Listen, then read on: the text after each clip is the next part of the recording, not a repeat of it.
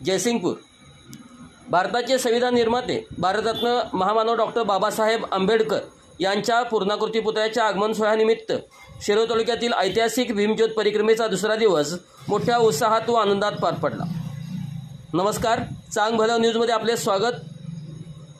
उमयवाड, कोथळी, दानोळी, कवटेसार, जैनापूर, निमशिरगाव व तमदलगे गावातून मार्गक्रमण करत परिक्रमा चिपरी येथे पोहोचली। गावोगावी जय भीमच्या घोषणांनी वातावरण दणाणून गेले। फुलांची उधळण, औक्षण आणि सजावट करून परिक्रमेचे जोरदार स्वागत करण्यात आले। या परिक्रमेची सुरुवात रमाबाई हाऊसिंग सोसायटीतील बौद्ध विहारात भीमज्योत प्रज्वलित करून झाली होती।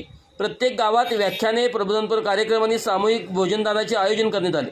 रांगोळ्या, सजावट व प्रकाश योजनामुळे परिक्रमा उत्साहाचे स्वरूप धारण करत होती। गेल्या 50 वर्षांमध्ये स्वप्न असलेल्या डॉक्टर बाबासाहेब आंबेडकरांचा पूर्णाकृती पुतळा अखेर साकार होत असून आमदार राजेंद्र पाटील यड्रावकर व नगर परिषदेच्या माध्यमातून उभारण्यात आलेला हा प्रकल्प तालुक्याच्या सामाजिक सांस्कृतिक चळवळीला नवे बळ देणार आहे।